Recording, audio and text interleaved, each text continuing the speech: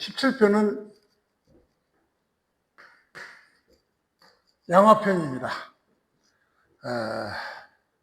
이 편은 다른 편들보다 비교적 짧은 독립적 문장이 많이 보이며 공작의 교육론, 인성론, 정치론, 예약사상이 폭넓게 담겨 있습니다. 여기서 양화 그랬는데 양화는 누구냐? 옛날에 한번 얘기한 적이 있어요. 그런데 제가 그때는 양화를 양호라고 얘기했죠. 양호라는 사람이죠. 양화. 도나라 권문세적인 계시의 가신이었죠. 양호로 설명한 바가 있는데 계시의 가신으로서 계시에게 반란했다가 실각한 그런 난신이죠. 죽은 즉 계시의 권력을 빼앗아서 실권을 장악하려 했던 인물로 공자와는 그 정치적 입장이 아주 달랐죠. 이 양호, 양자가 공자를 자기 편으로 끌어들이려 했으나 공자는 직접 응하지 않았죠. 이런 역사적 배경을 담고 있는데 이 양화편과 또 양화편 1장과 5장이 이 계시의 반란에서 일으킨 그 배신들, 즉 신하들, 삼화시 중의 하나인 권력자 계시들을 반란한 이 반란 부하들이 똑같은 공산부르와 양화 두 사람이 반지를 들고 반란을 일으켰기 때문에 1장과 5장을 같이 설명해야 그들이 유사한 점, 또 차이나는 점, 이런 것들을 비교 설명할 수 있기 때문에 이 1장과 5장을 한꺼번에 설명하기로 하겠습니다. 그래서 이 양화는 지금 1장에서 설명하고 있는 양호고 5장에서는 공문비우 이렇게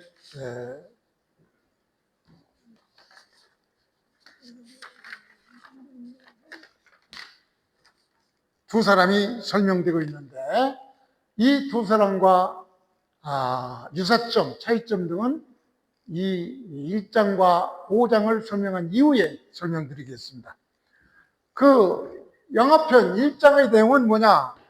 크게 5가지 양화편 1장이 아니라 양화편 전체는 어떤 의미를 가지고 있느냐? 5가지 주제를 가지고 있어요. 정치교육, 인성예약, 군자론.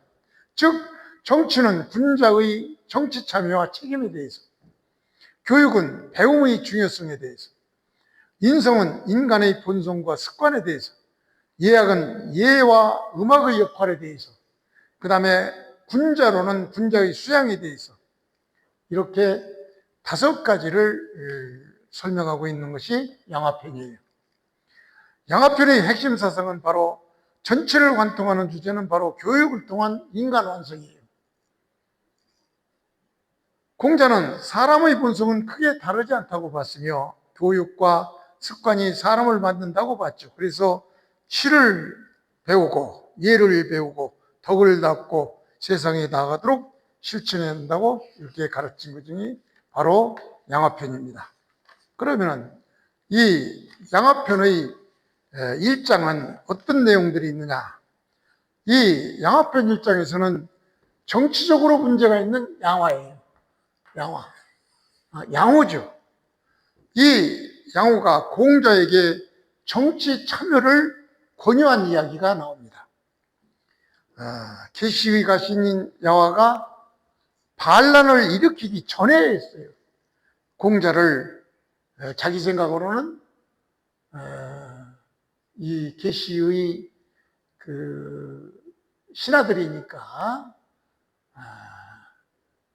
약간 지적으로 떨어질 수도 있으니까 공자를 고문이나 어떤 상담력으로 이렇게 삼으려고 했던가 보죠. 그래서 공자를 자기 나름대로 정신적 지주로서 이용하려 했던 그런 얘기입니다. 그래서 공자는 양화를 좋아하지 않았죠. 양화가 말한 재능이 있으면 세상을 위해 써야 된다. 때를 놓치지 말아야 한다. 이런 말 자체는 부정하지 않죠. 공자는 사람이 미워도 그 사람이 한 말에 대해서는 미워하지 말아라. 그런 것을 우리가 배운 적이 있죠. 그래서 이 장은 군자는 세상이 어지럽더라도 자신의 재능과 도를 세상에 위해서 사용해야 된다. 이렇게 공자의 적극적 현실 참여 중심을 보여주는 장이 바로 양화편 1장입니다. 원문을 보죠. 양화 욕견 공자 그랬죠. 위시 바라다. 뭘? 아련하기를 바라다. 양화가 공자를 뵙기를 원했으나 바랐으나 공자 불견. 공자는 보이지 않았다. 그런 얘기가 아니에요. 여기는 피동사로서 아련해주지 않았다. 만나주지 않았다. 면회를 허락하지 않았다. 이런 얘기죠. 견해의 목적어는 바로 양화죠. 양화를 면회를 만나주지 않았다. 이런 얘기죠. 그러니까 양화가 공자를 만나기를 원했으나 공자는 양화를 만나주지 않았습니다. 만나주지 않으니까 무슨 짓을 했느냐? 여기서 기공자 도원했는데 주어는 양화죠. 양화는 공자에게 뭘 보냈어요? 이 기는 옛날에 한번 배웠죠. 괴, 먹일 괴와 같죠. 먹일 괴. 계시가 공자한테 약을 보냈다 할 때 한번 배운 적이 먹일 괴와 동일하죠. 그러니까 선물을 줬다 이런 얘기. 뭘? 돈, 돼지고기를. 그러니까 양화는 공자한테 돼지고기를 보냈다 이런 얘기죠. 그러니까 직접 목적, 간접 목적이 되겠죠. 굳이 따지자면 오형식 정도인데 고대 중국에서는 그걸 따지지 않았으니까. 그러니까 주어인 양화가 공자에게 돼지고기를 보냈다. 돼지고기를 보냈으니까 옛날에는 담례라는 게 있죠. 그래서 어떻게 했느냐? 담례를 하기 위해서 공자는 뭘 했느냐? 시, 기, 망. 기는 여기서 양화죠. 양화가 망 없을 때, 양화가 없는 때 시일기를 찾아서 이런 얘기죠. 응? 즉 양화가 자기 집에 없을 만한 때를 찾아서 담례를 하러 가다가 이런 얘기죠. 즉 이 왕배치 그에게 그 양화에게 배는 바로 탐례하다 이런 얘기죠.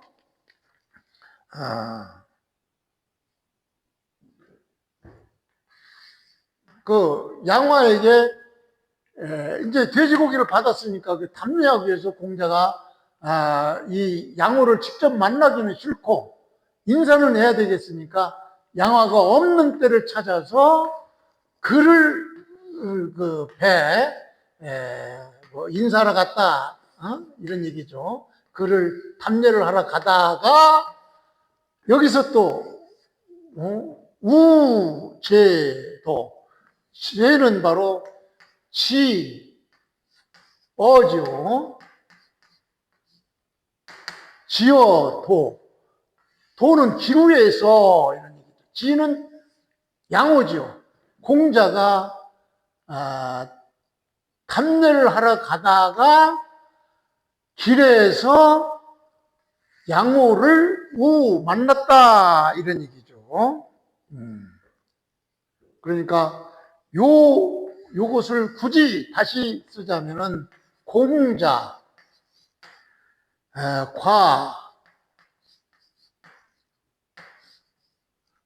공자 우죠. 만나다. 공자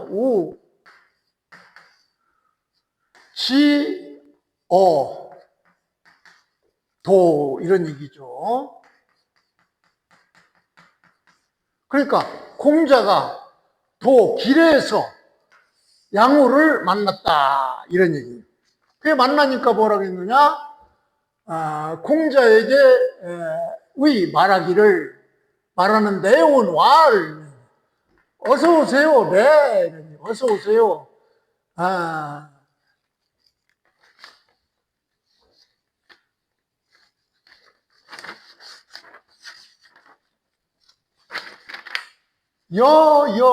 이언 이건 and나 with죠. 나와 당신 사이에 할 얘기가 있습니다. 이런 얘기예요.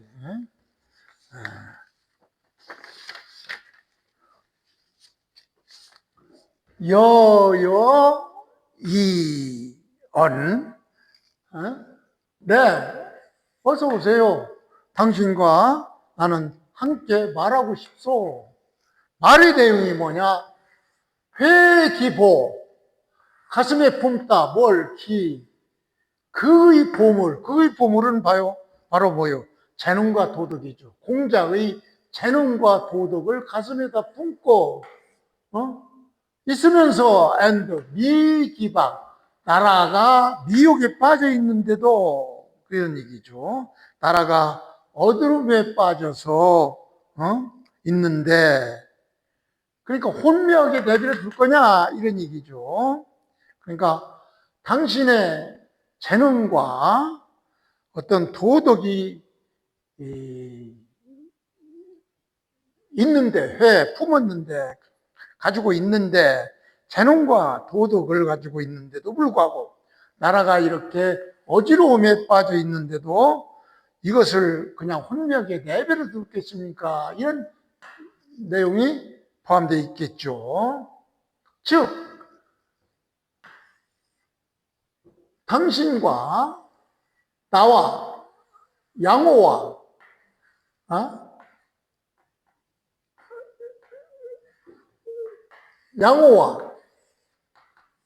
같이 말을 하는 그 말의 내용이 바로 공자 당신의 재능과 덕이 그렇게 잔뜩 가지고 있으면서도 왜 나라가 이 모양의 꼴로 미혹에 빠져 있는데도 구하지 않고 이렇게 있느냐?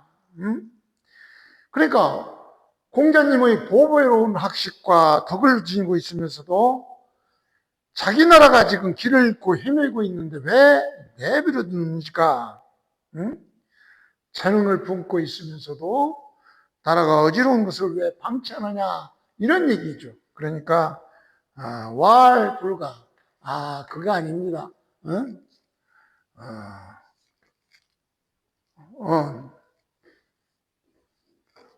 여기서 요게 빠졌군요. 인호 이렇게 요거죠. 이렇게 재능이 있으면서도 이게 나라가 혼란에 빠져 있는데 구하지 않고 있는 것이 바로 그런 상태가 인이라고 할 수 있습니까? 라고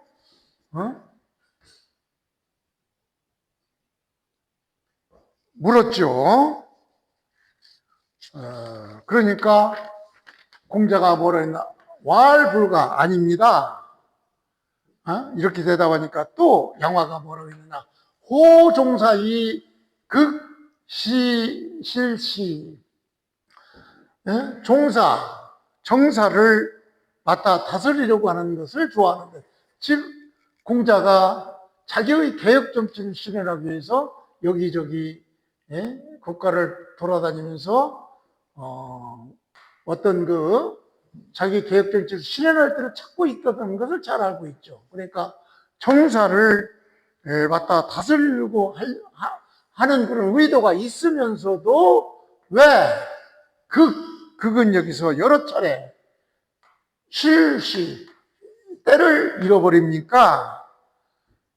그것이 가오의 지혜니까 영양겁니까? 이것이 바로 응? 지혜롭다고 하겠소? 이런 얘기죠. 응? 양호가 이렇게 물으니까 또 왈불가. 공자는 말했죠. 그렇지 않습니다. 그러니까 또 양호가 말하기를 이를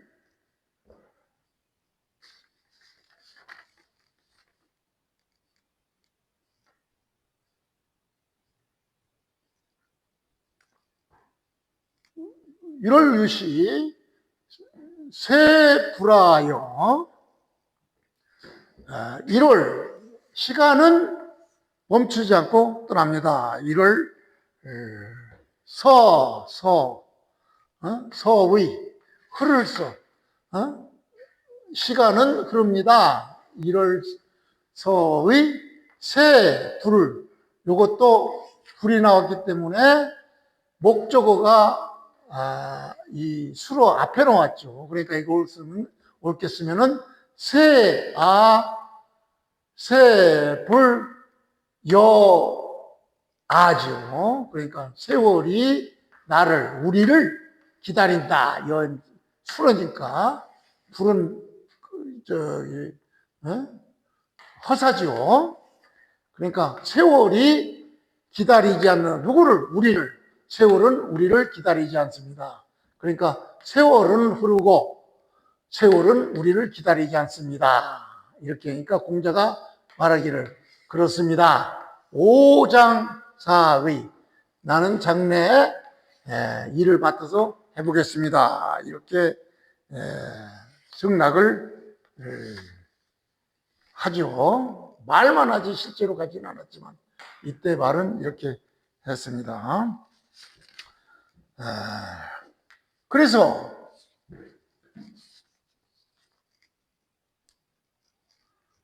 주자집주는 이걸 어떻게 해석했느냐? 양화 전 계시지죠. 그래서 양화라는 사람은 바로 어떤 일을 했느냐? 양화 전담해서 했다 이런 얘기죠. 계시 지정 계시의 정치를 전담해서 했다 이렇게 봤어요. 양화가 계시 정권을 독점했다. 그러니까 정통성이 없는 권력자였다 이런 얘기예요. 그래서 공자는 그를 탐탁하게 여기지 않죠. 공자가 이렇게 가다가 양호를 만났는데 이렇게 돼지고기 받은 거에 대해서 왜 답례를 했느냐? 주자집주에서는 수기 돈, 받을 수, 돈, 돼지고기를 받았으니까, 즉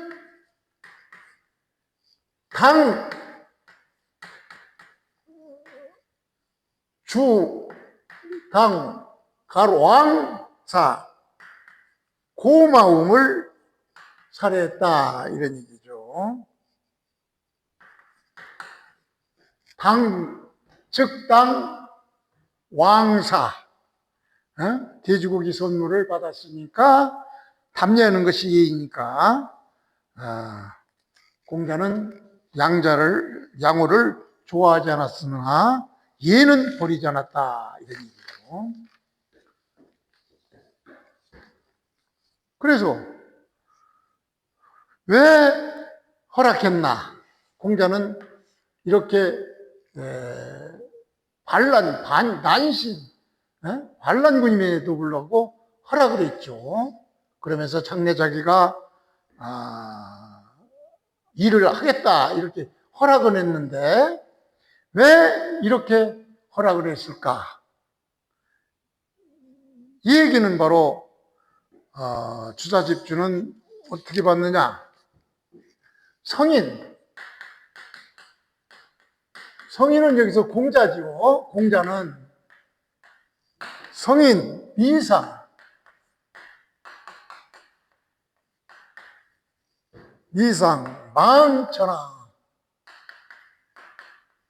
천하야.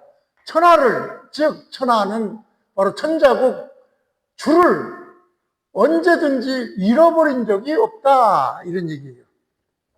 그러니까 공자는 일찍이 천하를 미상 일찍이 천하 주나라를 잊은 적이 없다 이런 얘기예요. 공자는 양화 밑에서 벼슬을 하겠다는 뜻이 아니라 세상을 위해서 봉사하겠다는 말을 말 자체는 옳다는 점을 인정하고, 다만 공자는 실제로는 양화의 사람들이 되어 봉사하지는 않았죠. 자, 이것과 비슷한 점이 바로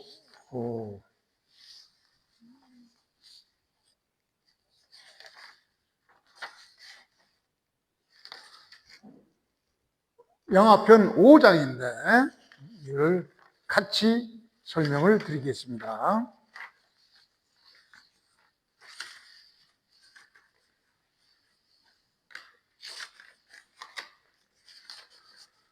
양화편 5장은 역사적 사실을 배경으로 하고 있죠. 이것도 공산비유라는 노나라 실력자였던 이 계시의 이것도 가신입니다. 이 공산불효, 비효라고도 불효인데, 공산불효는 기원전 약 502년경에 계시의 근거지였던 이 비라는 그 계시의 근거지죠. 비를 장악하고 계시에게 반기를 들었어요. 즉 노나라 군주에 대한 반란이 아니라 원수선적으로 자기 주인 계시에 대한 반란을 했어요. 그 노나라의 가장 큰 문제는, 이에 대해서 공자는 노나라의 가장 큰 문제는 왕실보다 사만이 권력이 더 막강했던 것이죠. 따라서 공산불효의 행동이 결과적으로 계시의 권력을 약화시키고 왕권을 회복시키는 방향으로 갈 수 있겠다라고 공자는 엉뚱한 공상을 상상을 했던 것이죠. 그래서 자로가 반대, 자로는 계시의 부하였기 때문에 자로는 이것을 반대했지만 공자는 곧바로 거절하지는 않았던 것이죠. 왜 거절하지 않았느냐?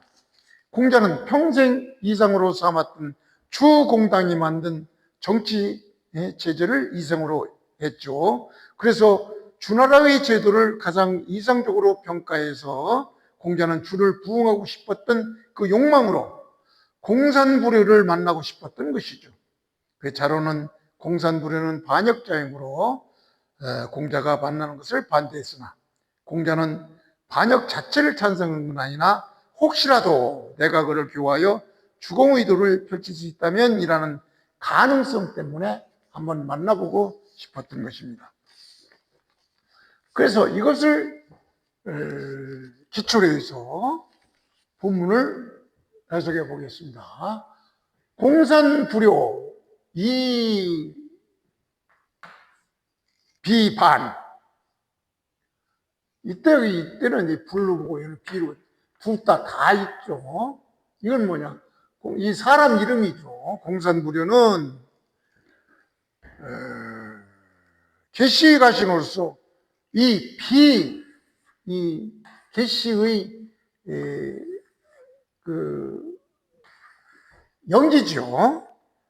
계시의 비의 읍제로 있었어요. 공산불효가. 그러니까 양호는 그냥 아무 어떤 그 직책을 맡은 게 없는데 그냥 가신이었고, 공산불효는 비의 읍장 정도, 그러니까 양호에 비할 바가 아니죠. 거기에서 반란을 일으켰던 것입니다. 비에서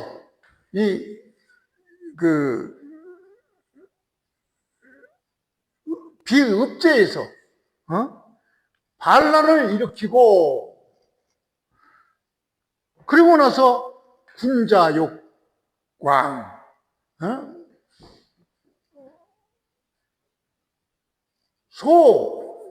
여기 잘못되면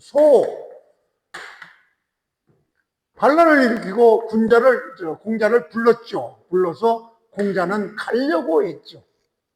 소는 이게 공산불효가 공자를 불렀어요. 그러니까 이건 부사구니까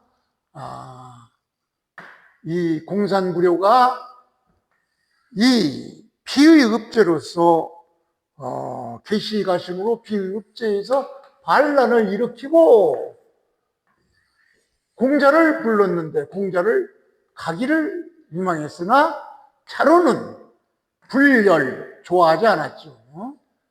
그래서 미지 자로가 말하기를 미지야이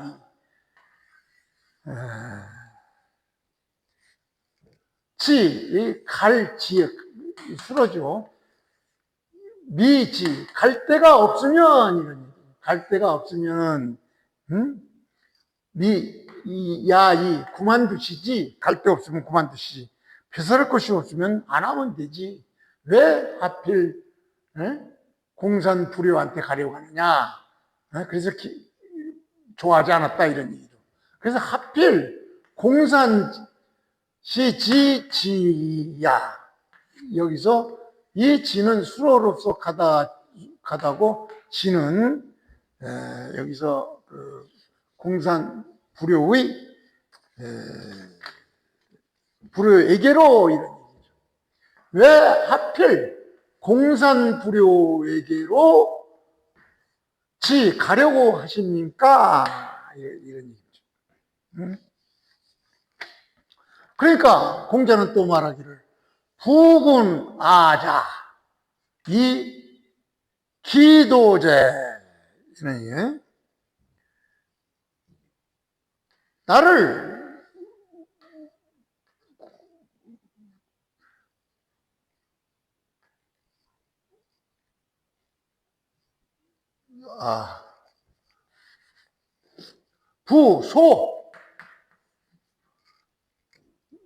나를 부르는 사람이 있다면은 어찌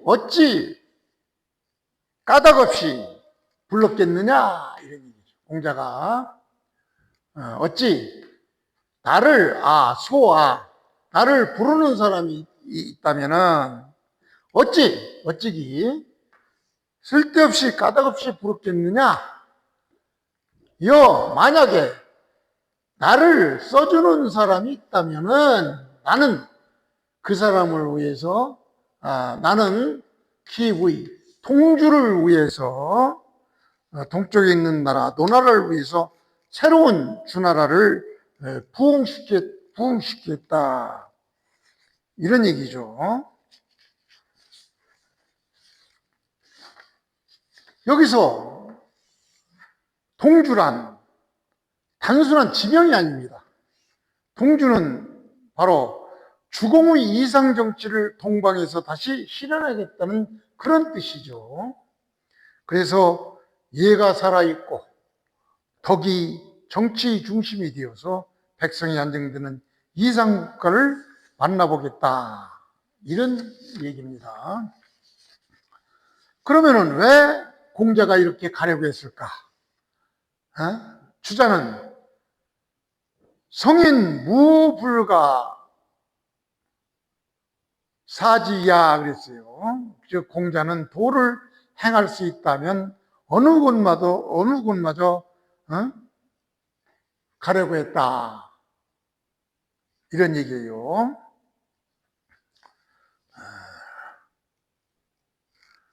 그래서 공자는 특정한 인물을 위해서가 아니라 자신의 도를 실현할 가능성을 보았던 것이죠. 그래서 동주를 주자는 뭘로 봤느냐? 어능 주도 동방이야. 동방에서 도를 부흥시키겠다는 그런 뜻이에요. 다시 말해서 주나라의 예약과 정치를 부활시키겠다는 그런 의미죠. 그러면은 1장에서 양호와 5장에서 공산부료는 왜 공자를 불렀습니까? 둘 다 실권을 잡은 사람으로서 공자의 명성과 정치적 능력을 이용하고 싶었던 것이죠. 공자는 혹시라도 대도를 펼칠 수 있다면 하고 생각을 했던 것이죠. 그러면은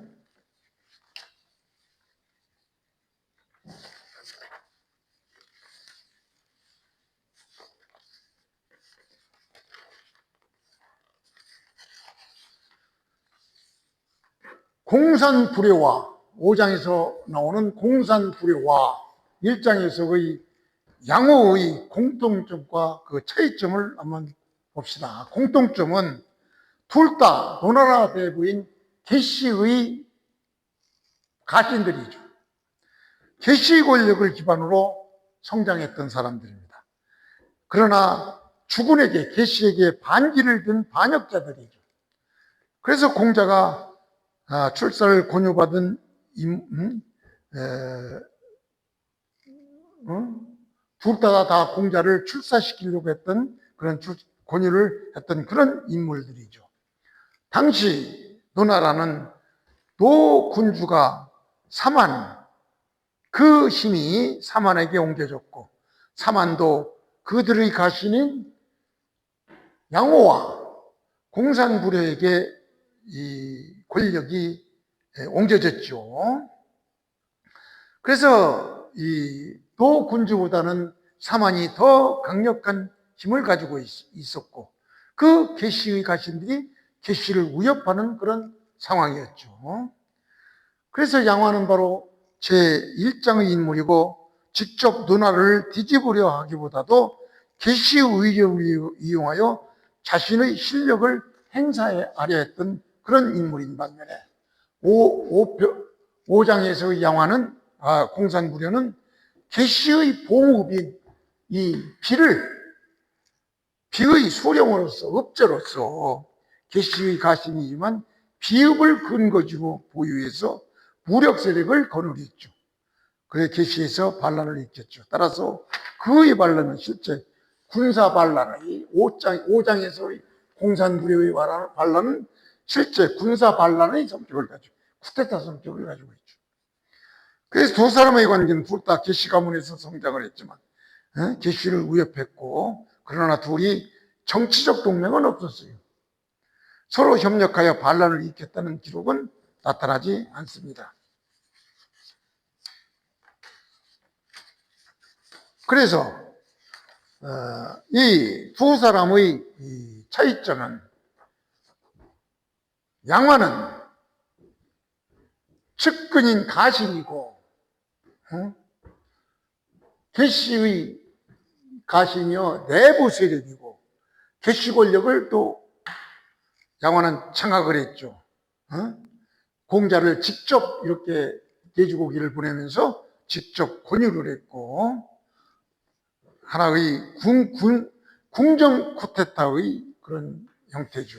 이에 비해서 공산불효는 비읍의 그 읍제로서, 수장으로서 지방 군사 세력을 가지고 있었죠. 그러니까 양화가 개시 내부 세력이라면 별 군사 세력 같은 건 없었지만, 공산불효는 하나의 그 지방 군사력을 가지고 개시에게 무장 반란을 일으켰던 것입니다. 그래서 반란 중에 공자를 초빙했죠. 그래서 이 5장에서의 공산불효는 지방 군사 반란 형태, 그렇기 때문에 궁정 쿠데타 형과는 이 양화와 공산불효는 이런 차이점을 가지고 있죠.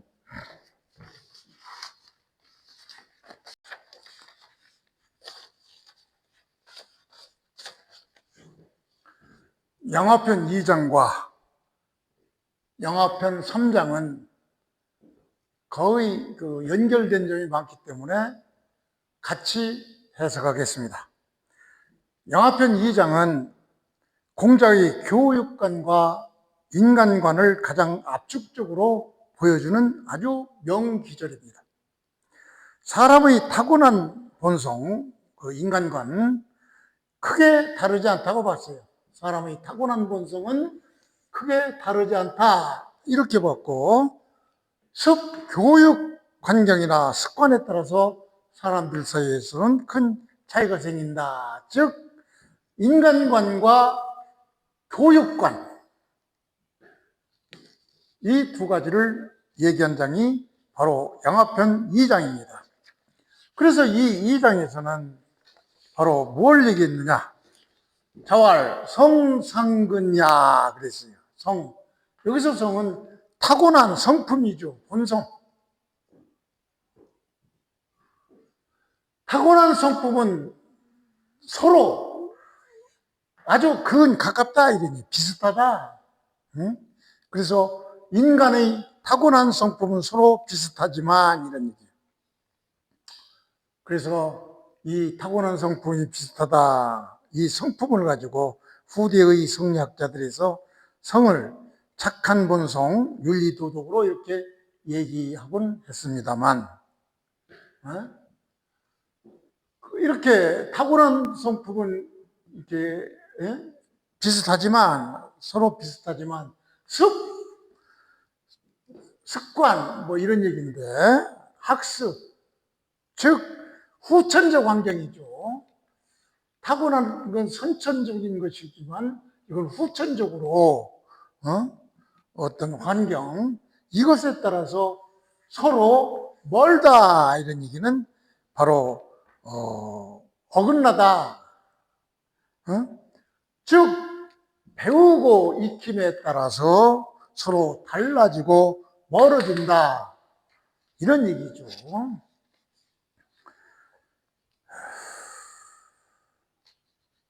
여기서 중요한 것은 이 교육관에서, 즉, 교육과 생활환경, 교우관계, 친구관계, 배움, 이런 것의 차이가 사람을 다르게 만든다. 이렇게 봤던 것이죠. 그래서 이것을 주자집주는 어떻게 했느냐.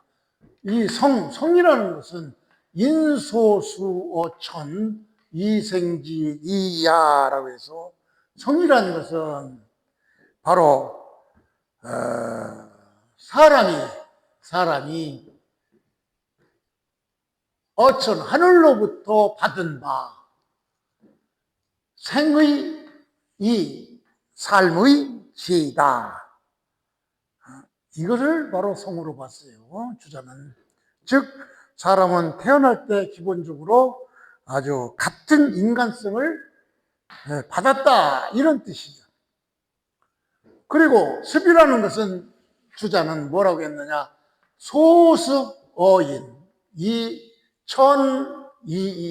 천이야 사람으로부터 인으로부터 습 다른 사람으로부터 후천적으로 익혀서 익히는 거 익혀서 천이 변화되는 것이다 이런 얘기죠. 그러니까 좋은 것을 배우면은 선하고 나쁜 것을 배우면은 악하게 된다 이런 얘기.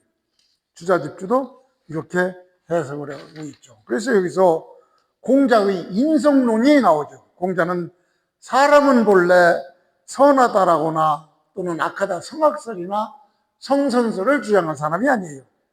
단지 태어날 때 크게 다르지 않다 이런 얘기죠. 만약에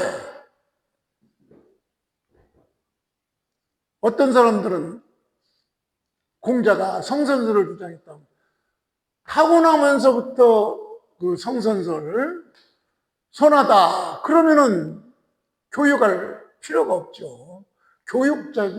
교육자인 공자는 그렇게 주장하지 않고 사람은 원래 그 성품은 비슷하다.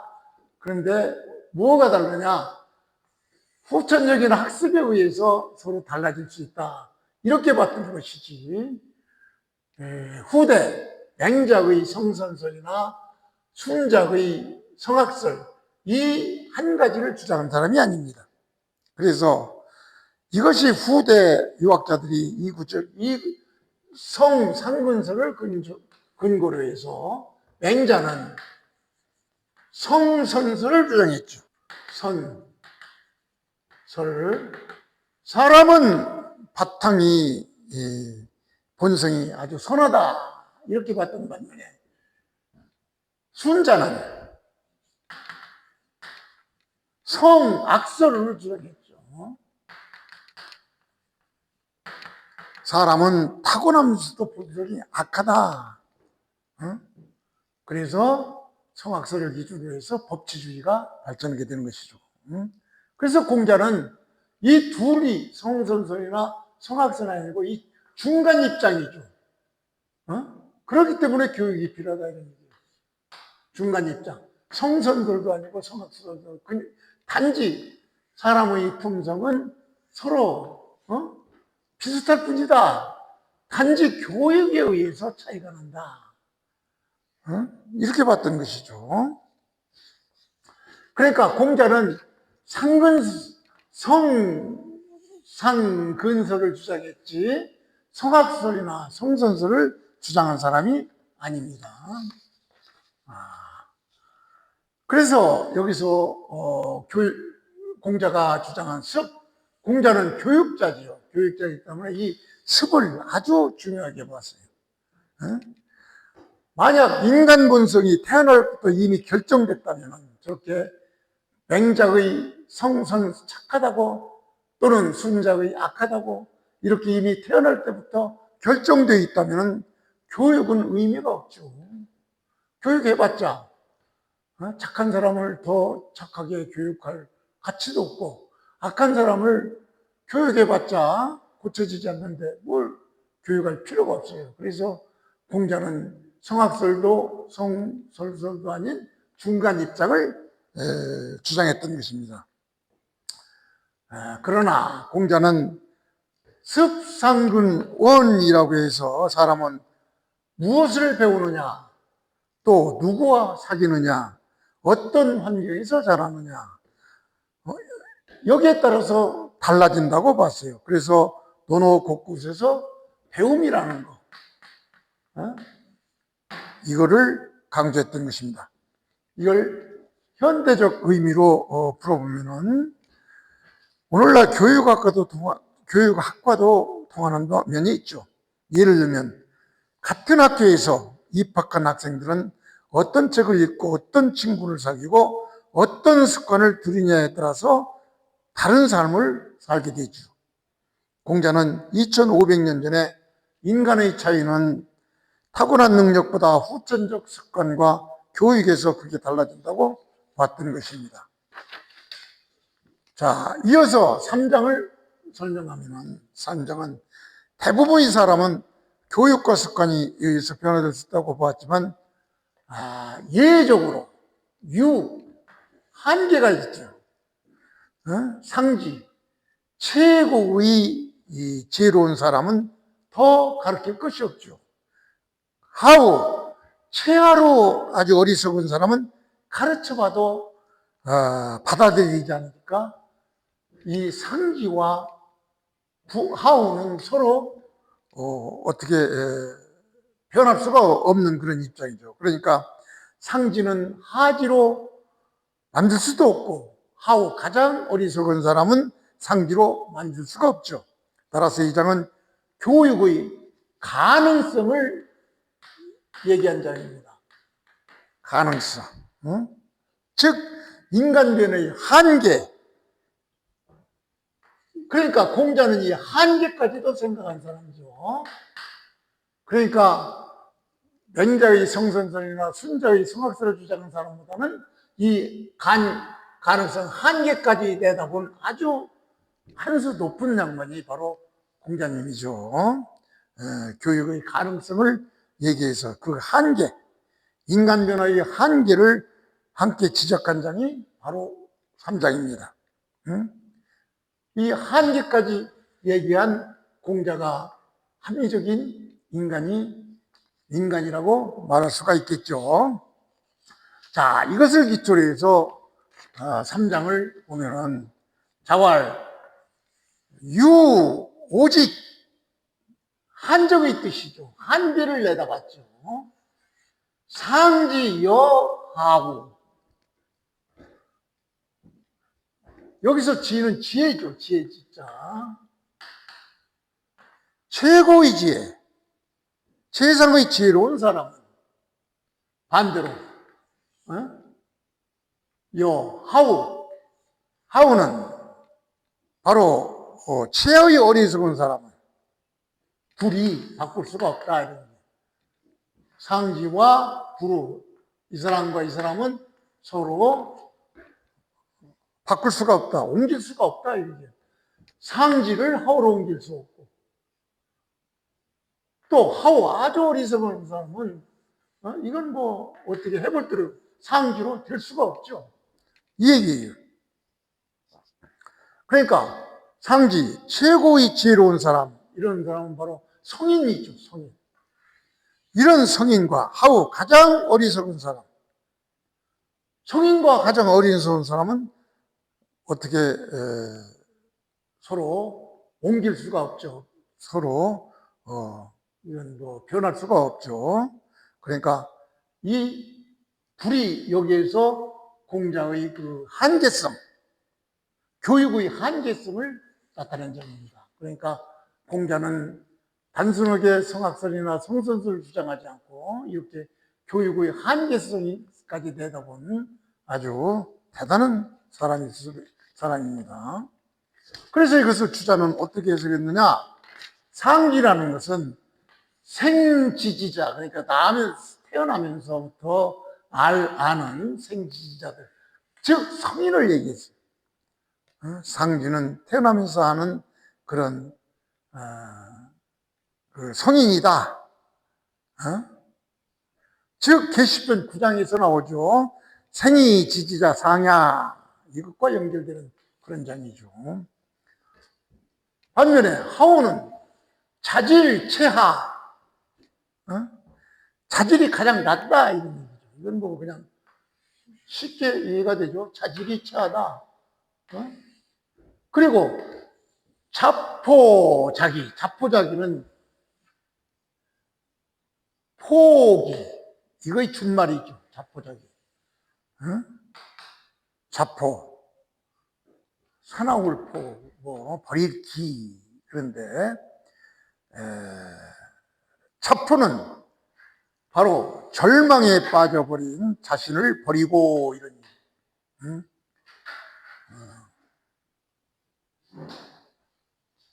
그래서 하우는 바로 자질이 가장 낮고 스스로 포기한 사람입니다. 자포자기는 바로 포기를 얘기해요. 포기한 사람이죠. 즉 배우려 하지도 않고 스스로를 버린 사람이죠. 그래서 불의자라는 것은 바로 불가, 아니다, 즉 진퇴, 나아감도 물러남으로 바꾸기가 어렵다 이런 얘기예요.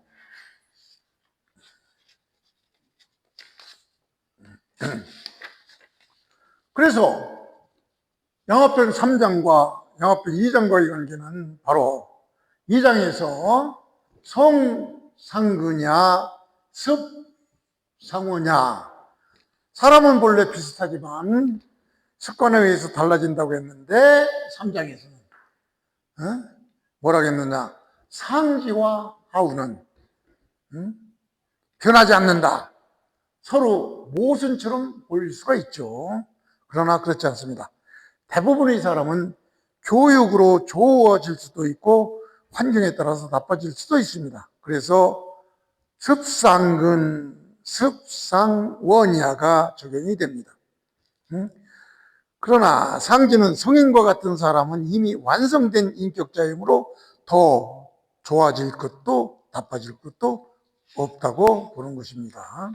반면에 하우는 스스로 배우기를 거부한 사람은 가르쳐도 받아들이지 않으므로 변하기 어렵다고 본 것이죠. 그래서 이것을 맹자와도 비교를 해보면, 맹자는 사람은 누구나 노력하면 성인이 될 수 있다고 봤는데 공자는 현실적으로 극히 어리석은 사람 하우는 변화시키기 어렵다고 이렇게 봤죠.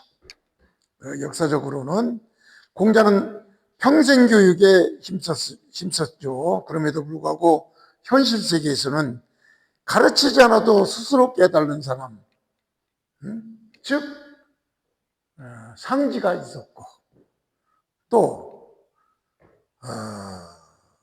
아무리 가르쳐도 배우지 않는 사람, 하우가 있었죠. 그래서 이 구절은 교육의 한계를 말하는 동시에 대부분의 사람들은 교육으로 변화할 수 있다는 사실을 전제로 했습니다. 한계가 있지만 그래도 일반적으로는 교육에 의해서 변화할 수 있다. 이렇게 본 것이 바로 양화편 2장과 3장입니다.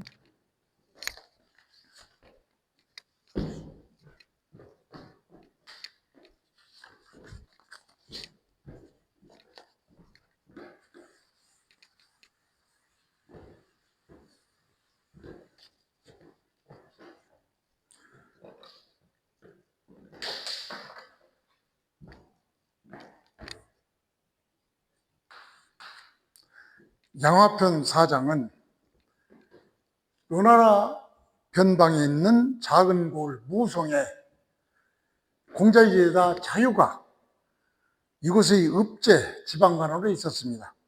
공자가 이 자기 자유를 찾아서 무송으로 방문했을 때 그때 마침 고을 백성들이 예약이 울려 퍼졌습니다. 고을 백성들이 예를 배우고 음악을 배우고 노래를 부르는 모습을 보고 그것을 다스리는 제자 자유가 예치의 원칙을 잘 지키고 있으므로 공자는 속으로 아주 만족해 했습니다. 그러나 공자는 처음에 닭 잡는데 소 잡는 칼을 왜 쓰느냐고 농담을 했지만 자유가 선생님께서 군자와 백성을 모두 도를 배워야 한다고 가르쳤습니다. 그래서 제가 실천했습니다. 이렇게 대답을 하니까 공자가 그 말이 맞다. 내가 닭 잡는데 소 잡는 칼을 쓰는 여기다 그 말하는 것은 농담이다. 이렇게 인정했고, 그래서 이 장은 예역과 교육이 큰 나라뿐 아니라 작은 고을과 일반 백성에게도 필요하다. 즉 모두가 평등하게 교육을 받아야 된다 이런 얘기죠.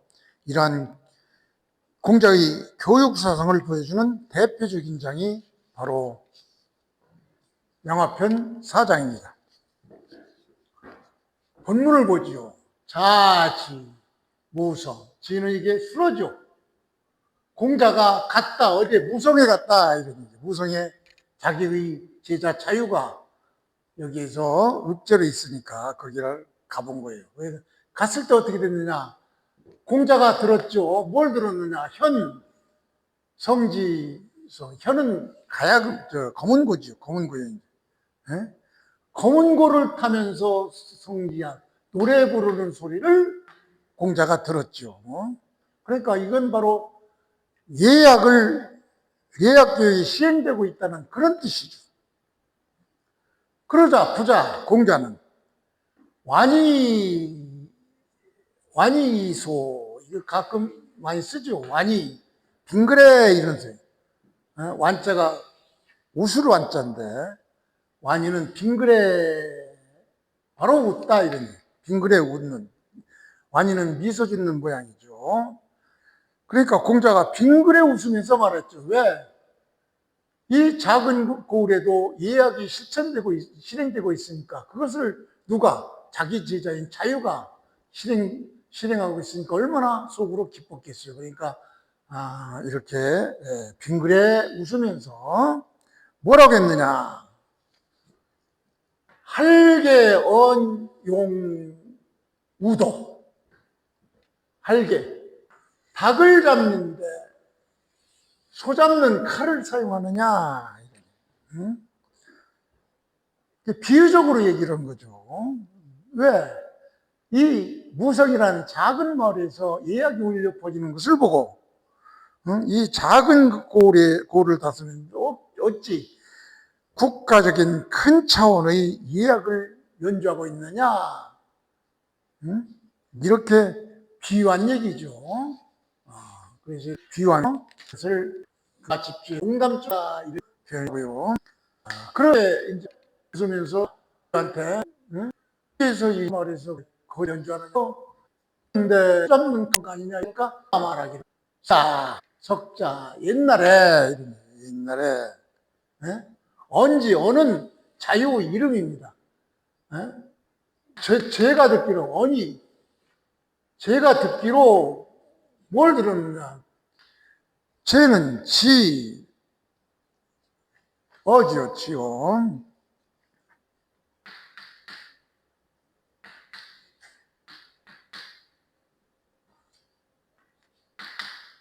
공자로부터 그것을 뭘 들었어요? 예약의 중요성에 대해서 들은 바 있습니다. 이런 얘기죠. 그러니까 저는 선생님으로부터 들은 바가 있습니다. 예약 교육에 대해서 들은 바가 있습니다. 그때 들은 얘기가 바로 군자학도, 즉 애인. 군자가 술 먹이죠. 도를 배우면, 그러면 즉 애인, 사람을 사랑한다. 이게 전부 술목 구조로 되어 있죠.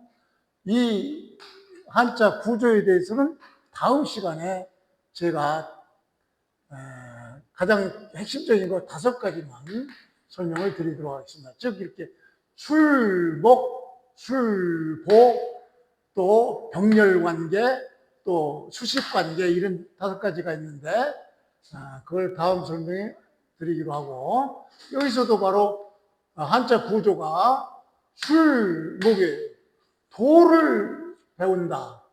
그러면은 사람을 사랑한다. 이런 구조죠. 그러니까 군자가 도를 배우면 백성을 사랑하게 된다. 이런 얘기예요.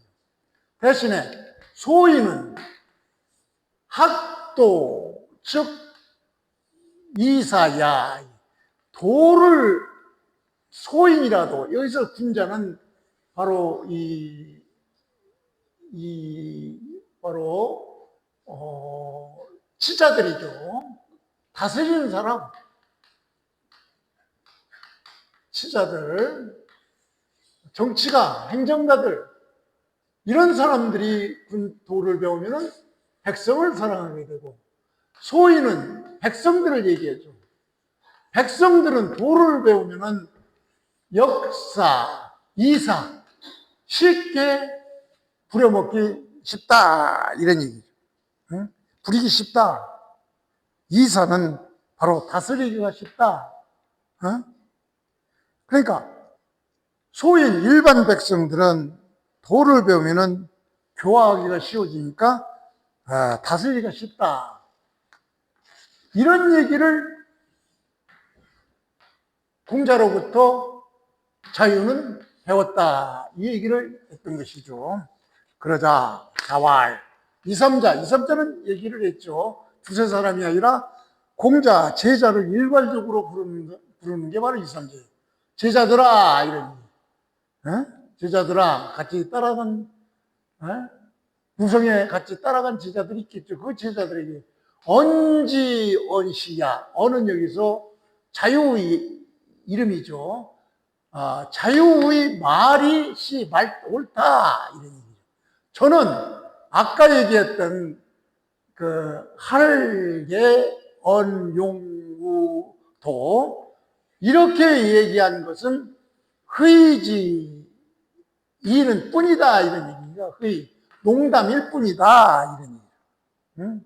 그러니까 공자가 말하기를 제자들아, 얘들아, 자유의 말이 옳다. 내가 이전에 한 말, 즉 닭 잡는데 소 잡는 칼을 사용하느냐, 이렇게 말하는 것은 바로 농담이었을 이 뿐이다. 이렇게 얘기했던 것이죠.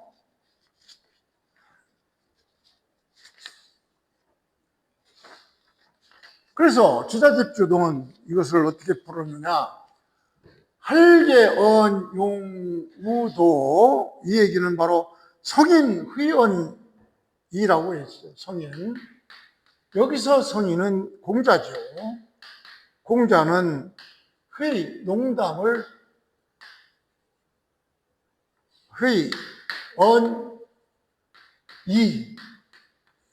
성인이 농담일 뿐이다. 이건 농담으로 온 얘기지 진담이 아니다. 이런 얘기. 공자가 진실로 예절 교육을 반대하는 것이 아니라는 그런 뜻이죠. 자유의 뜻은 뭐냐? 자유는 바로 자유, 옥, 욕, 이, 예약, 과기와 즉 자유는 예약으로 백성을 교화시키려 했다. 이런 얘기죠. 자유는 공자의 가르침을 충실히 실천한 것이죠. 그래서 군자 학도 측 A, 군자가 도를 배우면은 백성을 사랑한다는 얘기는 바로 유덕, 덕이 있으면은 즉, 덕이 있으면 즉 애인, 백성을 사랑한다. 이런 덕을 배우면 백성을 사랑하게 된다. 이런 얘기죠. 그 다음에 소인, 학도 측 역사는 바로 주자는 어떻게 해석했느냐? 지의, 의를 알면은 의리, 지의리, 이 안분기, 안기분. 즉 의리를 알면은 자기의 역할을, 기본 자기의 역할을 잘 수행하게 된다. 이렇게 얘기를 했던 것이죠. 그래서 여기서 교육사상적 의미로는 이 장은 공자의 예약 교육 사상을 잘 보여주는 장이죠. 공자는 교육은 귀족 상류층만의 전유물이라고 보지 않고 작은 고을의 백성에게도 예와 악과 시와 이것을 가르쳐야 한다고 봤죠. 현대적으로 보면은 오늘날 식으로 표현을 하면은 자유는 작은 시골 마을이라도 문화교육과 인성교육이 필요하다고 생각을 했고, 공자는 처음에는 농담을 했지만 결국은 그 말이 옳다고 인정을 했으니 이 장은 예약과 교육이 큰 나라뿐 아니라 작은 고을과 일반 백성들에게도 필요하다는 공자의 교육 사상을 보여주는 대표적인 장입니다.